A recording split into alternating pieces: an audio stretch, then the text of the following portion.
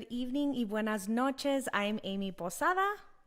And I'm Chelsea Valenzuela Cooper, and we want to welcome you to Amigas Unplugged. If you're watching us on Facebook or any other streaming platform, make sure to like and follow. And if you're watching us on YouTube, make sure to like and subscribe. Please share our podcast with your friends and your family. We would really, really appreciate it. All right, guys, and today's the day we are doing our giveaway from February. Yes. So we want to show the surprise. We're going to actually show it at the end of the episode and name the winner. But moving forward, we're going to be doing more giveaways. Yeah. So please share our YouTube video with the hashtag Amigas Unplugged and tag friends and family in the chat under this video on Facebook. Awesome. And just want to thank everyone who's live right now. But sweet. So for today's hot topic, we're going to get right into it. It was requested by you guys. So we're going to be discussing being a girl's girl. What does it mean? Why is it important? Chelsea, start us off. Okay, guys, I'm going to apologize in advance. I ran down the stairs before we went live, and Amy was texting me like, we're going live. But I had to use the bathroom. So, I almost died coming down here, and I'm kind of out of breath. Like I'm having a palpitation as we speak. But anyways, let me get into it. So let's start off with the definition. According to the Urban Dictionary, the definition of a girl's girl is a girl who has respect for female etiquette, a girl who is not petty, and that strives to be ethical and decent in her dealings with her female friends. Another definition of a girl's girl is a girl that other girls want to be around. For me, the definition of a girl's girl is somebody who is there for you, that supports you, that doesn't see you as competition, that wholeheartedly wants to see you do good. But Amy, what's your definition? Yeah, so I think you said it perfectly, Chelsea. So actually, before I get into my definition, I actually asked AI because, you can't be in 2024 and not ask AI. So I asked an AI program what the definition of a girl's girl was, and I actually loved the answer that it gave me. So it said a girl's girl typically refers to a woman who is supportive, empathetic, and understanding towards other women. She is someone who enjoys spending time with other women, values their friendships, and uplifts them. A girl's girl is often seen as someone who fosters a sense of community among women, celebrates their successes, and offers a listening ear or shoulder to lean on during challenging times. I love that definition. So in my eyes, a girl's girl is a girl who, and you can tell me how you feel, Charles, but it's a girl's girl who I still can't breathe, so keep on.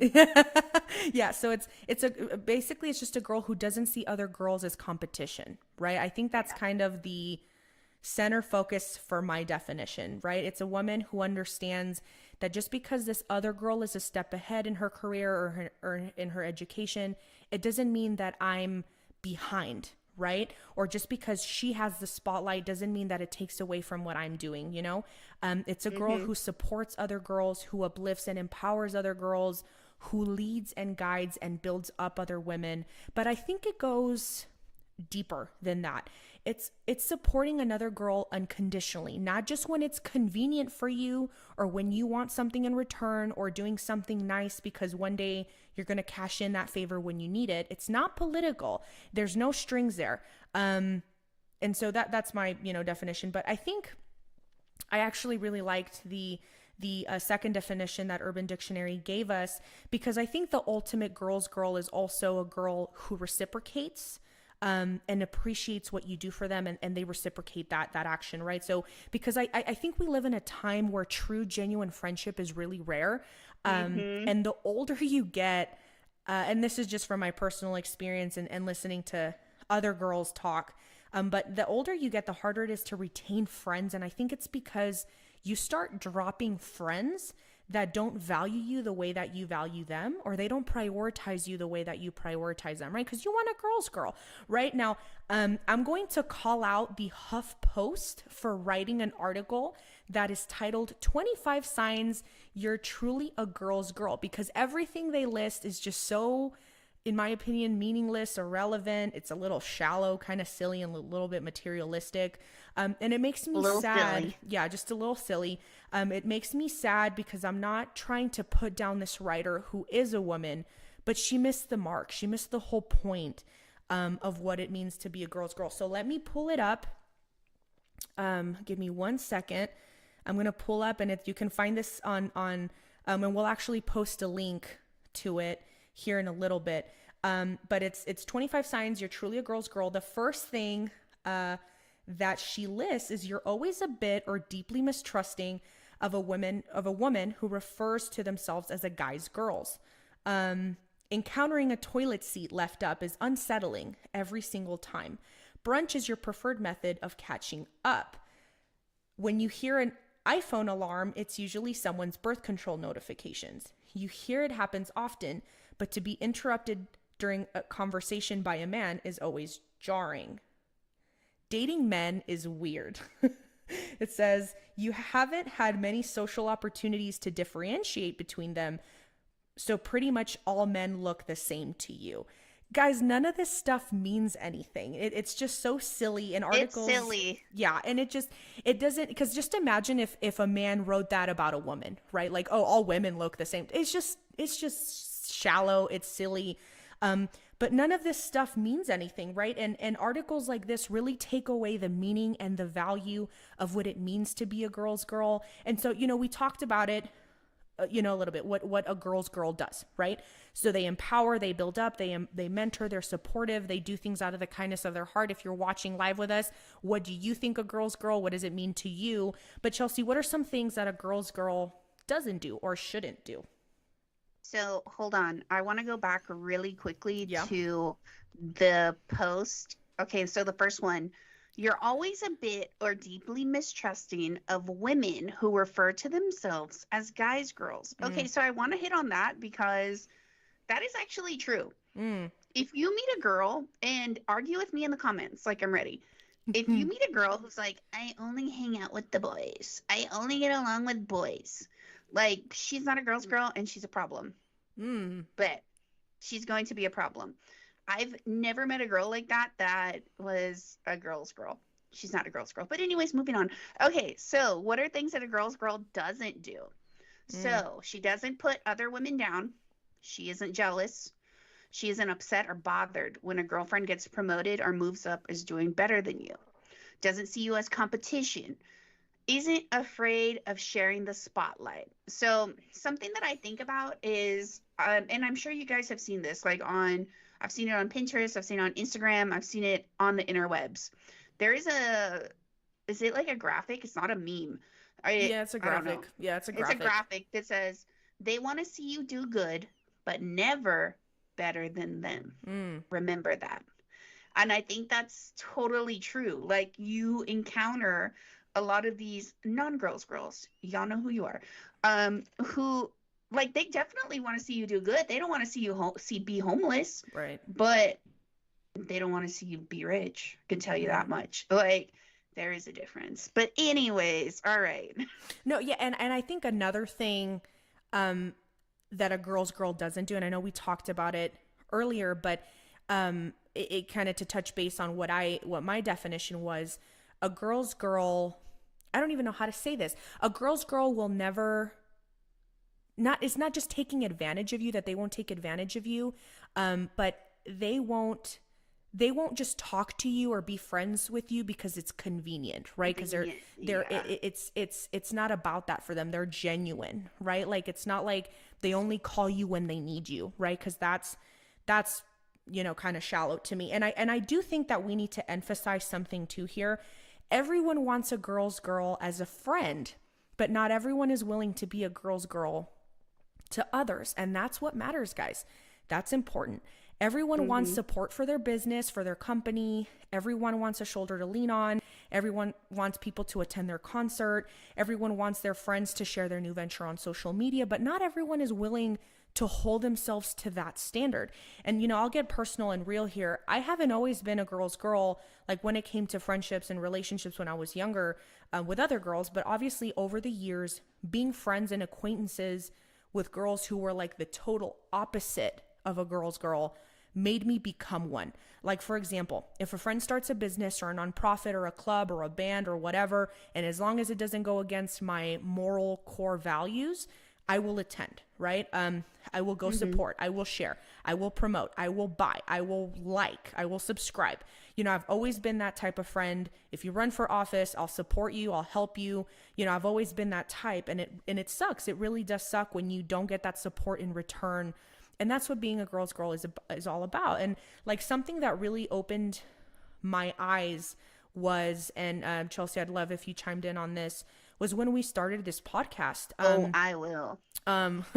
If you are close to Chelsea and I, you know how important and meaningful this podcast, you know, is and was and means to us. And it sucked when we started this and the people who we thought were in our corner didn't support us. And what was really, it was actually really hilarious and a little shady to me is that recently I've actually had some people not too long ago, I'm not going to throw names down or anything like that, but who I thought were really good friends. They didn't follow, they're not following us. They haven't liked anything. They haven't shared. So they won't see this, so we can't tag them. But yeah, they won't even see this. But you know who you are. They haven't watched a single episode. They haven't, contributed nothing.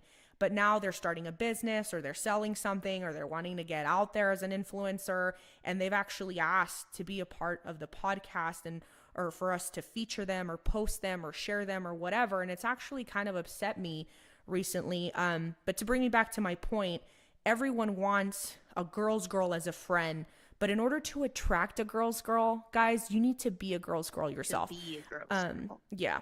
So what do you think, Chelsea? So I want to circle back really quick on what Amy said about, what has been eye-opening in this process. So if you know me really well, yes, I can be a ball of emotions, but I actually almost pride myself on not really showing it and being able to control that. Or just not letting things bother me to an extent where it's overboard and it spews out. People not supporting us for this venture really did hurt my feelings. Because there are people that, if you're my friend, I support you.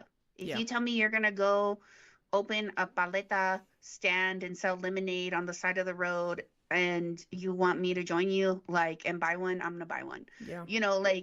I'm your friend. But there are people that, I know you see me. You know you see me. You know what's going on.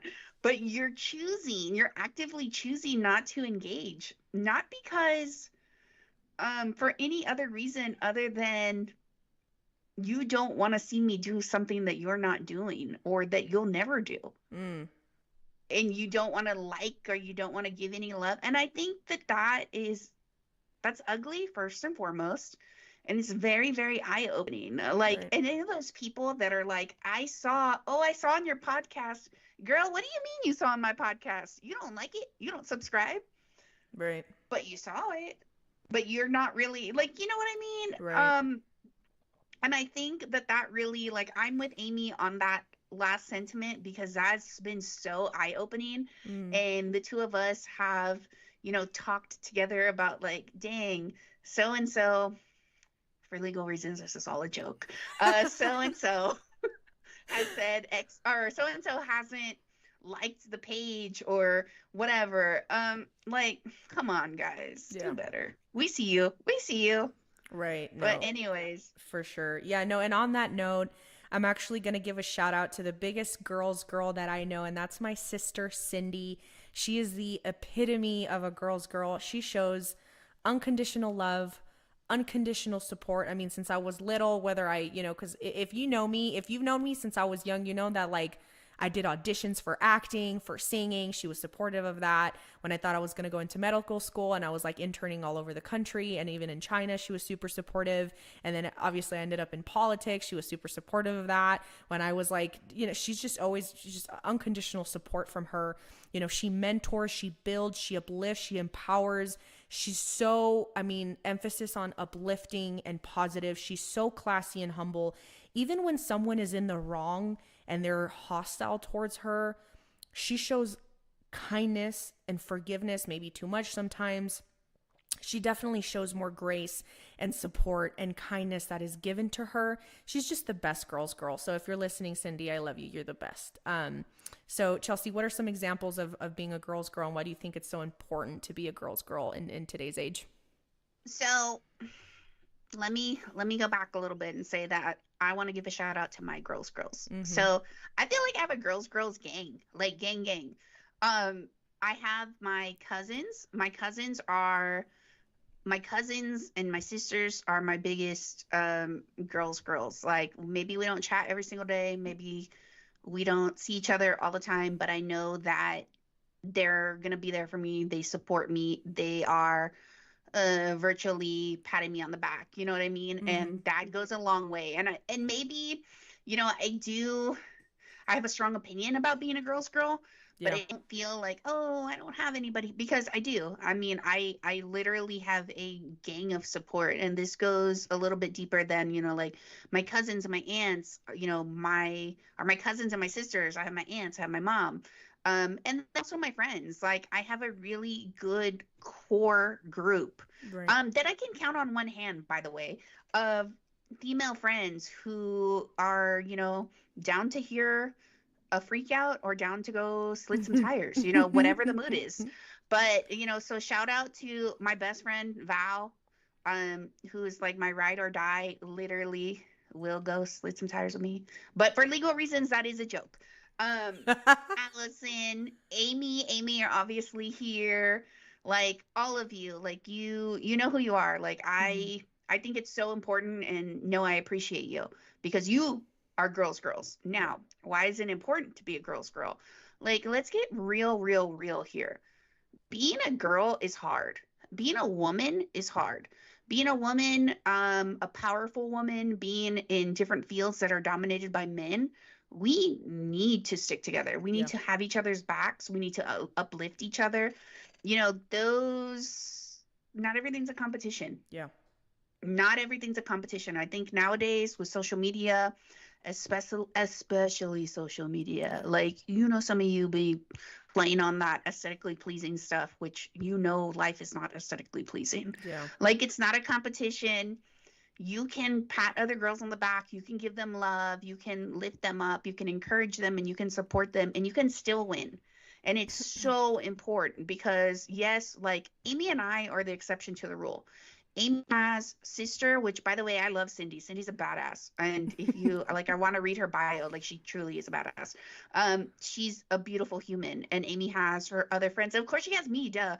And then I have all my girls. We might be the exception to the rule, but there are people who don't have anybody. Yeah. And you're choosing to treat them that way, and you're choosing to make them feel like nothing, and no, bro, that's not a vibe. Like Yeah. we need to do better. We need to be girls. Yeah. I will go into a whole rant about it if you want me to. Just yeah. kidding.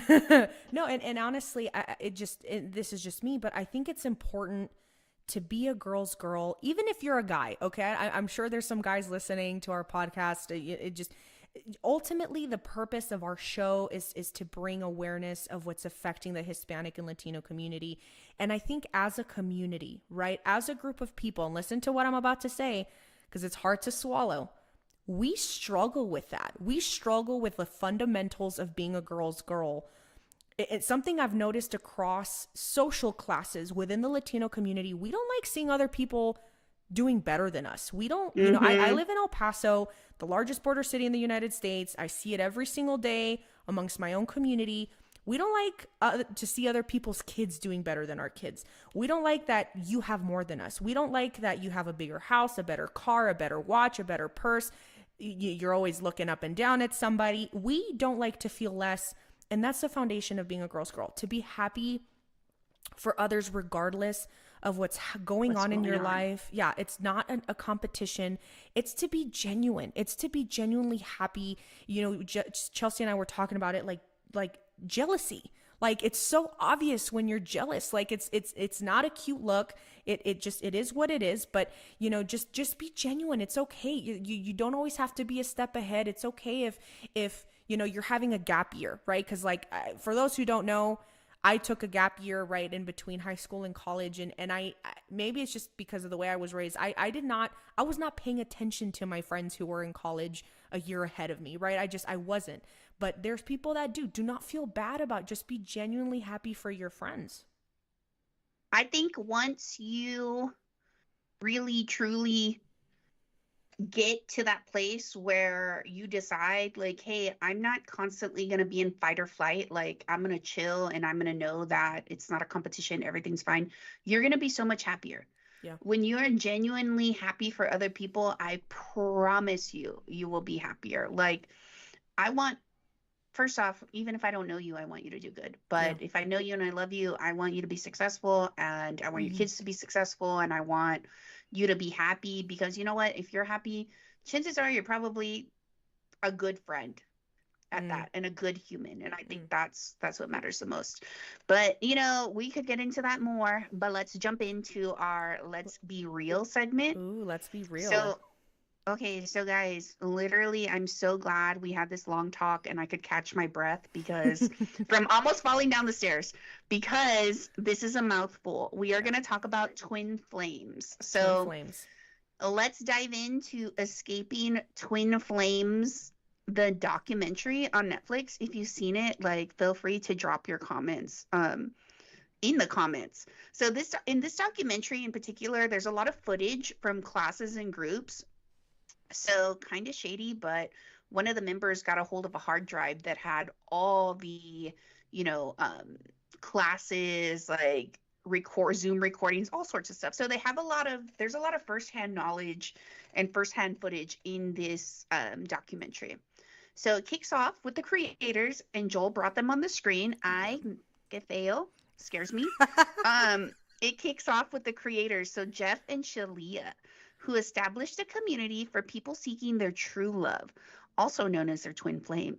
Jeff and Shalia assert that by engaging in their online classes and groups, you'll discover your twin flame or true love, as they put it, right?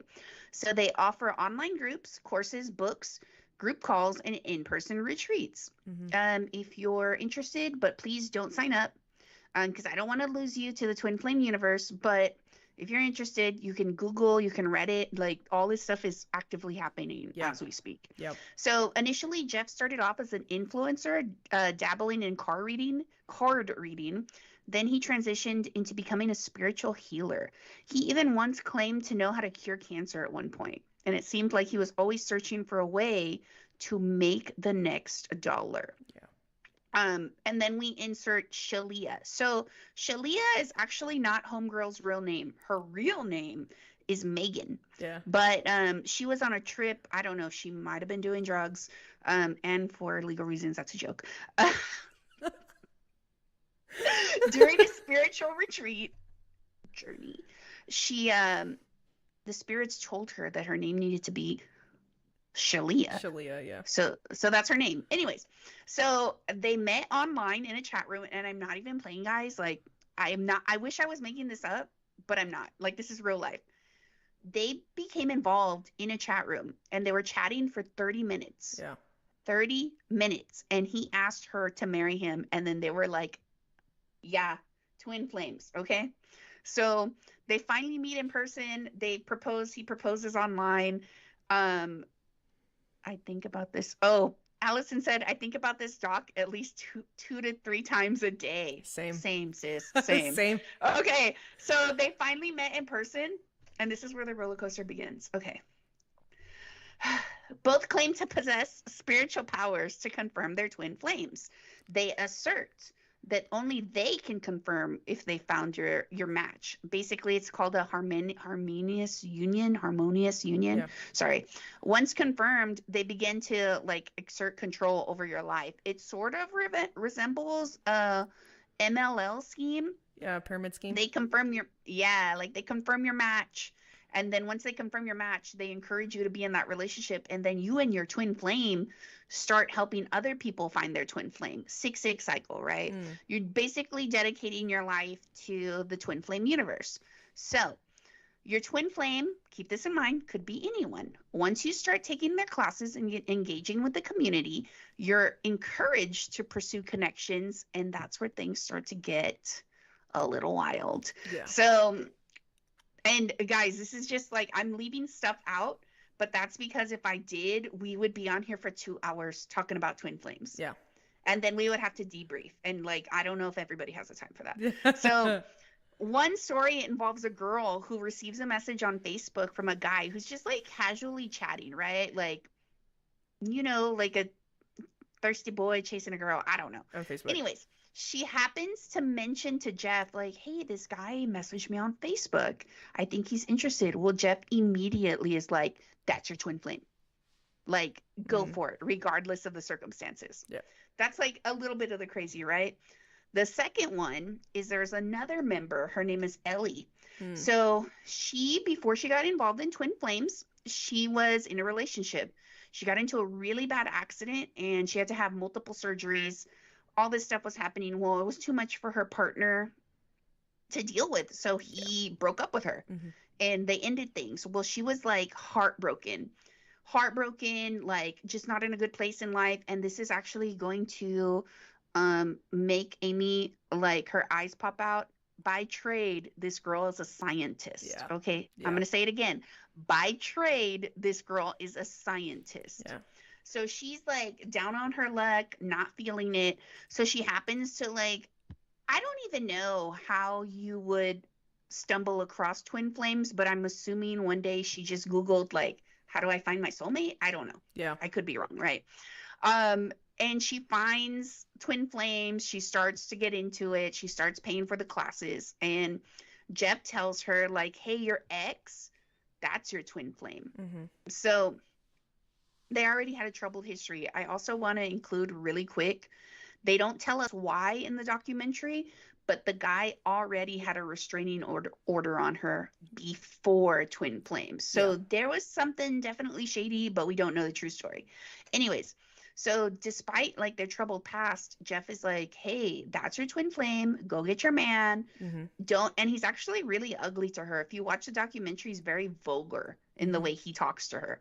Anyways, long story short, homegirl ends up in jail because she broke the restraining order. Yeah. Like, she pursued this man till, the cops picked her up. And then she stayed in jail and she couldn't get out. But that's neither here or there. Anyways. Yeah. So in this whole, cult-like activity, they convince their members that if your families disagree with the pursuit of finding your twin flame, then you need to disconnect from them. So they go as far as convincing, kind of brainwashing their members that their families harmed them in the past, basically pushing them to cut ties with their loved ones. And then it gets even worse. To make money and to avoid paying taxes, they decide to start utilizing religion. So they start claiming their organization as a church. They establish a nonprofit, and then, see, white-collar crime at its best. Yeah. They start for-profit businesses under that nonprofit umbrella. Yeah. And it gets even crazier. At one point, Jeff even claims to be the second coming of Jesus. And that's actually not even where it stops getting crazy. And one particular concerning turn, after, all of this is going on, they're knee deep in the group. They have hundreds and hundreds of members. Some members start getting upset because they're like, hey, I can't find my twin flame. Where's my twin flame? Yeah. So Jeff and Chelseay claim that they have like this spiritual seance. It's like a 24-hour seance. And when they come back from it, they say like, hey, the spirits told us that we were initially wrong and we're going to get it right. So here's the list. But here lies the problem. There's more. All the members now are members of the group. So before, it could be that your twin flame could be outside of the organization. Now your twin flame has to be from inside the organization. Right. But there's more girls than there is boys. Yeah. So this is when it gets like super, I'm not going to curse, bizarre. They start matching people up, and they tell them like, hey, that's your twin flame no matter what. And the girl, like, I'm going to give you an example. It was two females, and the girl was like, oh, I don't like girls though. I like boys. And Jeff is like, you're a boy. You need to change your sexual orientation. Guys, I'm not even playing. This actually happened. Yeah.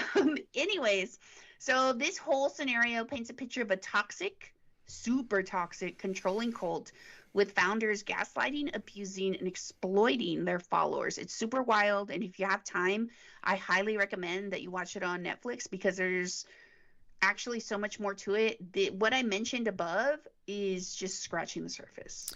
Yeah, guys, if you haven't watched this documentary, you absolutely need to for a lot of reasons. But what actually shocked me above it all, and maybe it's just because one of my degrees is in psychology, right? But I was mind blown at, drumroll please, the cost. There is a cost to all of this in case no one caught that. That's what I zeroed in on actually. People were spending thousands of dollars a month all to find love, right? To find their quote unquote twin flame, right? To find their other half. People were going bankrupt for this, literally spending hundreds of dollars on classes, because it's not like you just join this Facebook group and everything's free. No, you have to pay for classes. There were courses. Then remember, Chelsea, they launched the diet plans, which led into like the carnivore diet. It was like it was very carb heavy. So then everyone started gaining weight. So like then Jeff and Shalia had to come out and like, oh, it's okay. You know, you're if you know, the bigger your partner, you're more sexually attracted to them. They were getting unhealthy. One girl, I think, what did she say? She gained like 80 to 90 pounds in a year. Yeah, she gained 80 pounds. Yeah, and you know, she's like a really tiny person, right? And you'll see in the interview, right, if you watch the documentary, she's a really tiny person. But you're spending on diet plans because that's not free. So the diet plans, then on counseling, then they were in so deep that they would attend these retreats and spend on traveling. Then to get deeper, they would actually get involved in the organization and become a counselor themselves, and then spend more money on training and courses to stay a counselor. Literally, guys, all of this you need to keep in mind. Yeah, they're doing this and they're a part of something. Maybe they felt like they were being a part of something that was bigger than themselves, but literally all of this was to find their person, just to find their twin flame. And I just found it so sad, right? Because the people who fell victim to this, and I'm not going to sit here and say that they were weak and foolish. I'm not going to be rude, but I am going to say that they had to be vulnerable and desperate and enough to where they fell into this trap that was the twin flames universe. And they bought into the sham. They drank the Kool-Aid, and they wholeheartedly believed in some of these wild things, right? That not a normal person. Gives me, yeah. I'm so sorry. No. Like something just popped in my mind. It gives me Jonestown vibes. Yeah. Like they literally drank the Kool-Aid, and it would not, I don't even want to say this. I'm not going to put it in the universe, but it wouldn't surprise me if that turned into something like that. Well, I mean, do you remember towards the end of the documentary? Because at this point, so in the documentary, it gives a lot of perspectives of former members of this cult, right? But remember, Jeff and Shalia eventually wanted everyone to move to Michigan. Was it Michigan? And they all live on this compound, and they were going to buy a church. Yeah. I mean, it was just some creepy stuff. And so where I personally think that things got out of hand and really quite disgusting is when they started incorporating the Bible and the actual Christian church. Because it's not like they just started their own religion, guys. That's not what they did. They were trying to basically say they were going off the Bible, using the Bible, talking about God and Christianity and stuff like that. And what I'm about to say is my personal opinion. It's my opinion only. I don't care if you want to start your own religion. I don't care if you want to make up some insane rules for your followers and your cult. I don't care if you want to create your own version of the 10 Commandments for your own religion. But you don't for real. But you don't get to add or subtract what you want to the Bible for your own personal convenience. That's my belief, right? I was agnostic for about 6 years. And even then I would question and challenge things that the Bible said, but I never changed it. I never subtracted. I never added. I never twisted it to fit my narrative for my convenience. And for this guy to claim he was Jesus, and if you watched it, maybe some of you guys, if you guys are Christians, you were really appalled by this, but you know, he not only does he claim to be the second coming of Jesus, but then his wife, Shalia, mocks and makes fun of that, saying that she was It was screwing so Jesus. gross. She's like, oh, so I'm screwing Jesus? Like, you need to understand this is like the savior of the world for like the majority of the population in this, the world, right? So it's repulsive. It was beyond disrespectful. And I'm not going to get into it deeply, but he was also saying that certain things weren't sinful when the Bible makes it very clear what is a sin and what's not, and what's, sinful Oh, behaviors and what yeah. isn't, right? Like, don't, it was just really, it's just It's don't, very vulgar too. When he starts talking about this in particular, super disgusting. yeah, no, it just wasn't appropriate at all. Now I'll end with this. It's wild to me that despite all of this, right, the cost, the going back and forth, because they kept changing their own rules, guys, right? Like, it's not like they had these rules from the very get-go. No, like, when they realized people were getting pissed off spending all this money and they weren't finding their twin flames, and then they had to change and say, oh, now your twin flame is within the group. They kept changing their own rules. And To be despite, convenient. yeah, and I mean, there was supposedly Christians in this group, right? Like, despite everything, their behavior, their language, the manipulation, the toxicity, people still drank the freaking Kool-Aid. They still followed, they still gave money, they donated, they paid for these services. People still supported them to the point where the founders, keep in mind, and this is just something that I paid attention to, they started off in an apartment, right? They started in an apartment. I don't know if you remember that, Chelsea. They literally started like in an Yeah. apartment in Hawaii, and then they ended up in In a a mansion. mansion. Yeah, like literally in a mansion. And they, he makes a comment at one of the retreats. Oh, now, now Shalee is covered in Chanel, right? That he found her living out of a garage, and now she's covered in Chanel. They were driving expensive vehicles, expensive luxury SUVs, while their own followers were going broke to maintain them. And if that doesn't, if that sounds crazy to you guys, it's That's because 'cause it it is. is. It's because it is crazy, right? It's not rational. It's not reasonable. It's not something that a normal person would do. And something that I think I realized was these people who fell into this system, who fell into this trap, this is my opinion, they weren't normal, right? Despite of what their parents said, because their parents, there were some parents that showed up to the documentary and gave their insight. They had to have been insanely vulnerable and desperate and easy to manipulate and seriously Mhm. naive. And it's the only thing that I could come up with that made sense, because it's seriously so hard to understand. And maybe I'm wrong. Maybe they were normal people that just happened to fall into a trap. They just bought everything that was sold. They just went along with the flow. But that just theory doesn't make sense to me at all. I don't know what you think, Chelsea. So in the documentary, there are some of the parents of members that are quote unquote lost to twin flames. And just like Amy said, they say like, hey, they were very normal. Yeah. It just like, oh, one day they just text me and said, I'm joining twin flames. Okay, so let's bring it back. Amy, if you're 21 years old, Hmm. okay, you're not 21 years old, but let's say you were 21 years old, Yeah. and you tell sister, like, hey girl, I'm gonna go find my twin flame. BRB, I just met this man on the internet. What's gonna happen? Look, I came from a very traditional Mexican home. And I don't think my sister would ever lay a hand on me, but I think she would, like, me va a regañar, right? Like, my mom would be like, what's wrong with you? Are you By the crazy? hair. Right? Like, throw a chancla at me, right? Like, what do you mean? You just met this guy online. You've never met him. You've talked to him a couple times. You're going to move to, Beirut or Africa or whatever, right? And just because some guy online is telling you that's your twin flame. Yeah, I mean, it's just, it doesn't, I would get my butt beat, basically. I would get my butt beat. I basically think that if I'm just like thinking about, my family and just the characters and all the lovely little characters. I think I would have got kicked back to my mom's womb if if I had been like, I'm in a cult. I'm not in a cult, I'm in a group. I'm finding my twin flame. You need to, I don't even know, like, I don't even want to know what would have happened to me, because I'm telling you right now, like, that is not normal. And something that really strikes me as super odd, just like Amy was saying, is the parents are like, oh, they just text me out of nowhere one day and were like, I'm leaving my life behind. Like, what?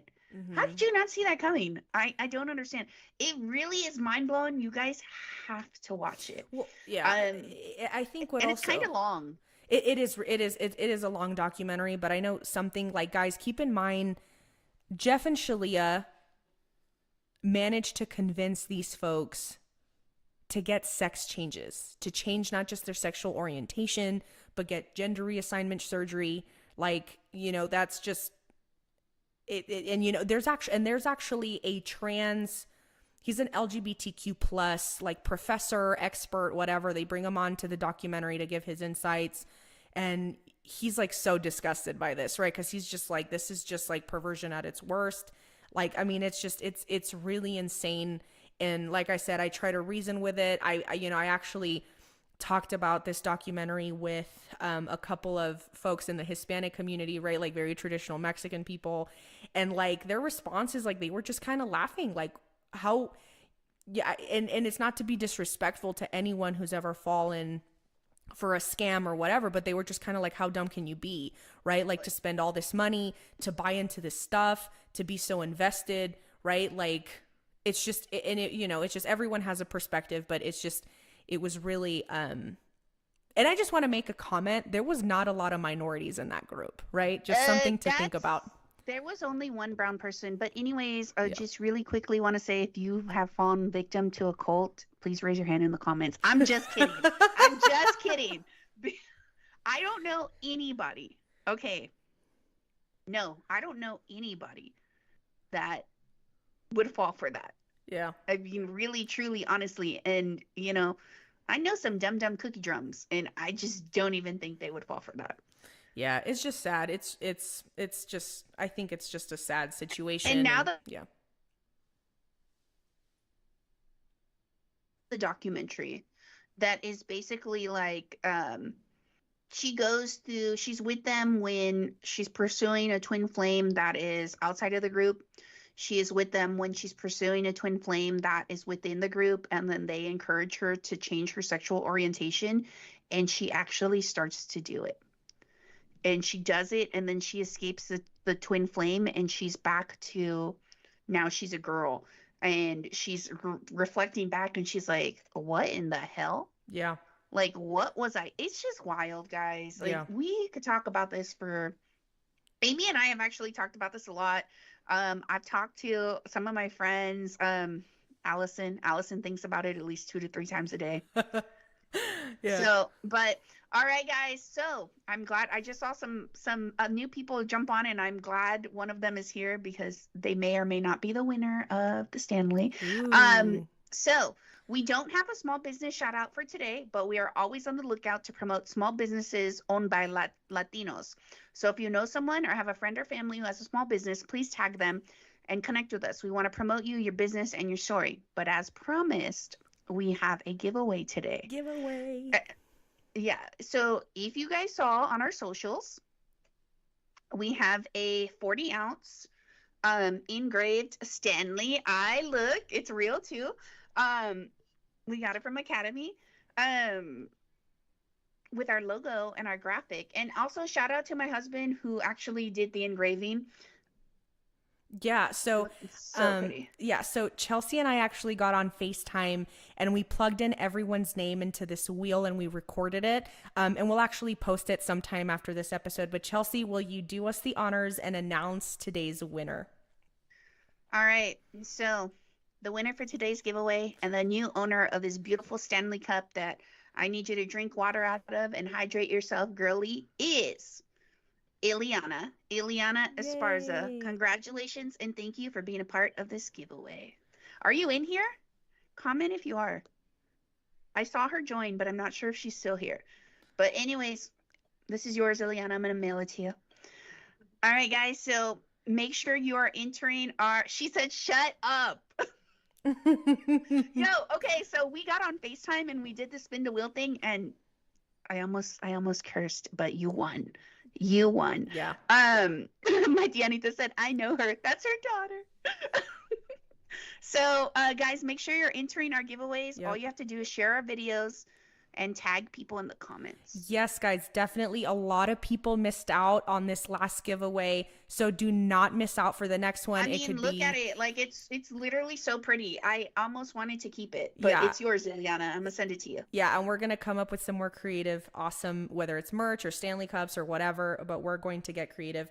Y'all get ready for our next episode, which is going to be on the 2024 primary elections in Texas and what it means for the 2024 general election and ultimately what it means for our Hispanic and Latino community. And full disclaimer, I've actually watched it 4 times because it's kind of mind blowing. But anyways, so go ahead and get ahead of the game, watch it so you can be caught up for our next episode. Mark your calendars for next Thursday. Oh my God. For Thursday, March the 21st at 7 p.m. Central. And again, if you're watching this later on YouTube or listening on a streaming platform, please make sure to like, subscribe, and follow. Sounds super great. It was wonderful seeing everyone. See you guys later. Have a blessed night. Adios. Bye, y'all.